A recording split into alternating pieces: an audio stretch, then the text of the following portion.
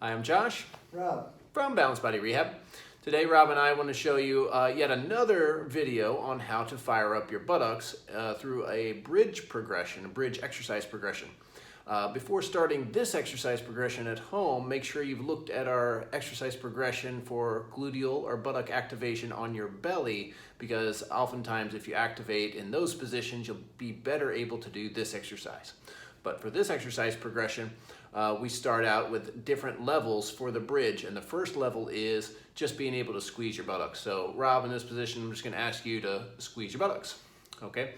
Many people, when they try to squeeze their buttocks here, they just feel it in their thighs, they feel it in the front of their thighs, they might feel it in their back or in the back of their thighs. They don't feel the buttocks actually squeezing. So if that's the case, you have no business actually furthering the bridge to fire your buttocks, because they're not firing at all. So you first need to make sure they're activating. So that's level one, just being able to squeeze. Again, if you can't activate them there, then look at some of our other videos about how to activate. Level two is just squeeze your buttocks, roll your pelvis a little bit to flatten the lower back, okay? And then keep that tilt of your pelvis and raise your bottom up in the air. Now I want you to squeeze your bottom until you feel those buttocks turn off. Some people can only raise up maybe an inch or so and they say, oh, my buttocks turn off. If that's the case, so come down, Rob. Just stay right there, Rob, and go down to the mat and then back up again, just a little, right there. And if that's the case, some people just need to work in this narrow range if that's where their buttocks are working. However, Rob has really worked on firing his butt, so he can come up higher. He's going to keep squeezing and raise all the way up with his pelvis staying tilted. Some people let that pelvis go and they'll let it tilt this way, and that's going to cause an arch of their back. We don't want that, okay? We don't want that. We keep the pelvis tilted. Good job, Rob. Keep your pelvis tilted to have a flat back there. And when you do that and really contract the glutes, you start to stretch actually the front of your thighs. You see, the gluteal muscles are the opposite muscles from the hip flexors. So the more you can turn on those muscles, the more you'll stretch your hip flexors and gain better length in your hips. So better flexibility in your hips. Okay, so that's level two, when you can get all the way up to that level. Okay, to bring it back down, Rob, thank you. Level three is cross your left ankle over top of the right leg there.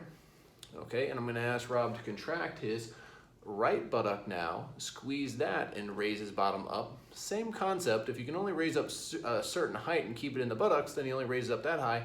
But if he can raise all the way up while maintaining the tilt of the pelvis, then I'm gonna ask him to go up that high. Okay, and then of course you can switch and do the other side. Okay, the next level is kicking the leg out. I'm gonna ask him to squeeze his right buttock and now do the same thing, coming up. The reason this is another level, it's just less stable. And so in this position, you can raise up. Also in this position, to take it to another level, is you can do leg circles in the air. You can bring the leg out to the side, back and forth.